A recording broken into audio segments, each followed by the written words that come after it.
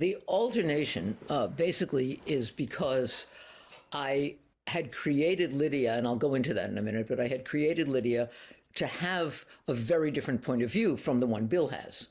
And then but Bill was my first character, so I was working from his point of view. And I began to think that this was a real waste if I had this other character who had her own point of view on everything, on she never just acceded to him, but I wasn't using her. I mean, we only as a mirror. We never saw what she was thinking. I thought that's a shame, and at that point, almost on the heels of that thought came, well, so write her a book, and I didn't realize I was doing an alternating narrator series, and I also, and this was. I was very lucky. I didn't realize it had never been done. Because had I known that, I would have thought, well, I'm now 80 years along in this genre that I love. Nobody's ever done this. There must be a reason. My elders and betters must have decided for some reason not to do it, so I'm not going to do it because it's obviously stupid. But I didn't know that. So I just went and did it. Lydia arose as a companion to Bill. When I created Bill, he is the iconic white guy private eye, because that character is a hero in this sense. He could be, because of who he is, straight, healthy white guy, he could be at the center of the power structure, but he rejects that because the cost is too high. It's the cost of your soul.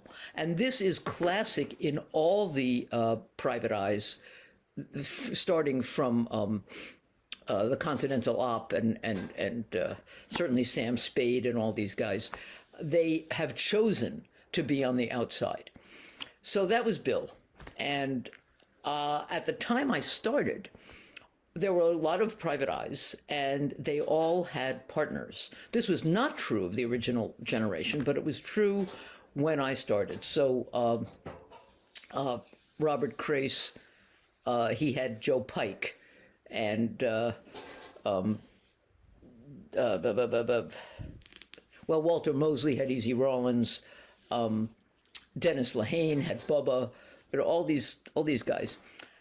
And the thing about them was, each of these partners to the main private eye was just like the main private eye, only psychotic. And so it gave the private eye something that original generation didn't have, which was the opportunity to get something done without dirtying his own hands. So I remember one scene from the books of one of those guys, and I won't say who, but he called his partner and he said, somebody has me pinned down. He's shooting at me from up in the hills and I wish he weren't. And the partner said, stay put. And he came in an hour later like this, said, taken care of.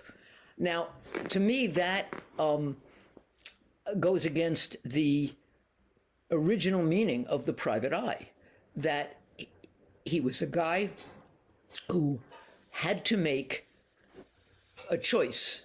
And if it was between two bad things, then it was between two bad things. And then he had to live with the consequences. These guys didn't have to live with those consequences. The only one who really did, and the only one who really worked for me, was Easy Rawlins and Mouse. Because Mouse, who was actually psychotic, scared Easy. And Mouse would come and say, it's okay, I'll take care of it for you. And Easy would say, no, please don't. Because you're going to kill somebody and I'm going to be in trouble, or you're going to kill me. Just could you go away? That worked for me. But I decided if Bill was going to have a sidekick, it would have to be somebody different from him, so different that it increased, not decreased, the requirement on him to know what he was doing all the time, to be making decisions all the time. So it had to be somebody small because he was big, somebody young because he was middle-aged. It had to be a woman because he was a man. And then I thought, oh, well, what the hell? if I made it somebody who was not from his culture, then everything was called into question. Like, what do you have for breakfast? Well, not where I come from. So I made her Chinese American because I had always been interested in Chinese culture, Chinese art, Chinese music, Chinese everything. And I had gone, in fact, to Oberlin because they have a historical connection with China. I lived my first year in Asia House. And it was, I thought if there was any chance that I could get it right in a culture not my own, it would be that one. It would be Chinese Americans. I live not far from Chinatown. I had Chinese American friends. I thought, okay, I can read all the literature. I can go to the movies. I can see if I can steep myself in this culture, which is, after all, half American. So that's where Lydia came from. And she is a different kind of hero.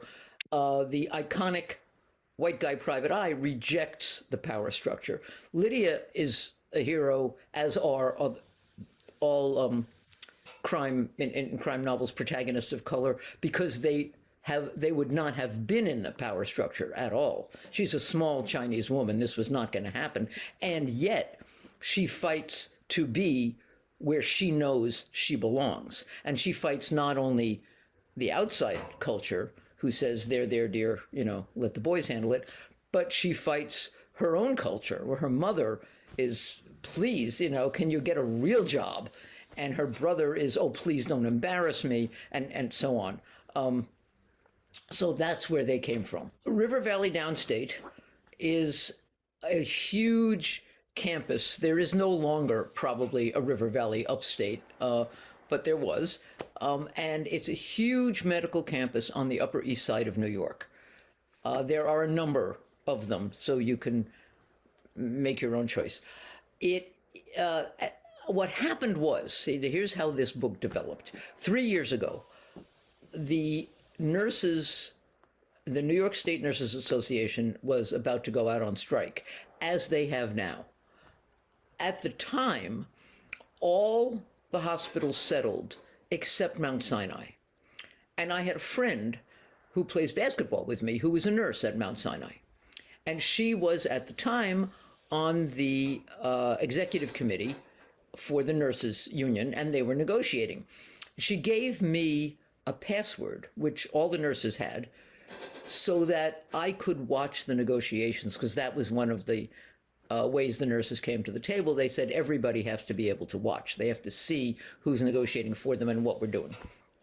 So I watched.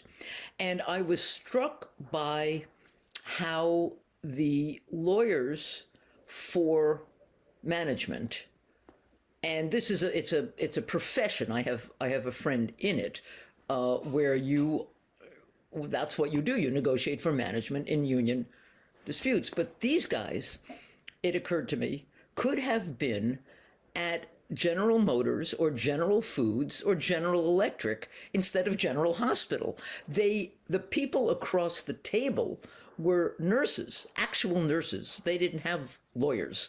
They took stuff back to their lawyers, but it was the nurses negotiating. But on the other side, it was lawyers whose job was to optimize the contract terms for management and keep labor from getting as much as they could keep it from getting, labor being the nurses.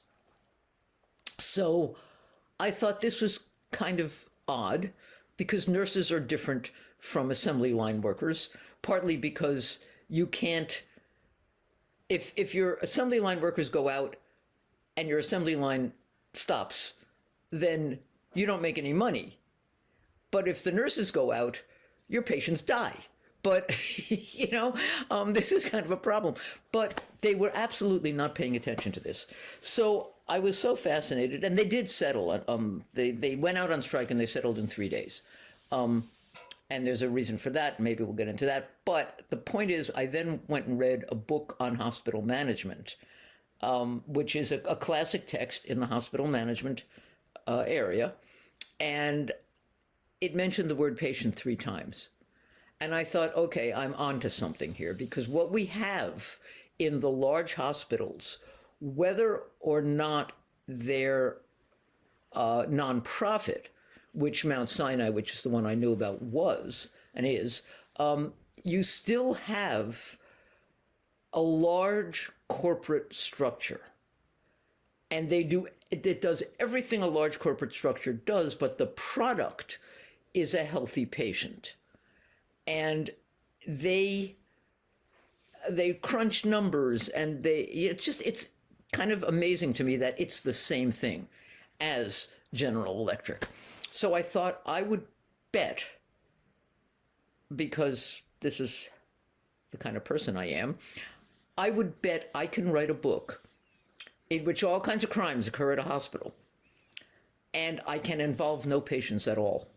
This is not General Hospital where, the patients are going by on gurneys.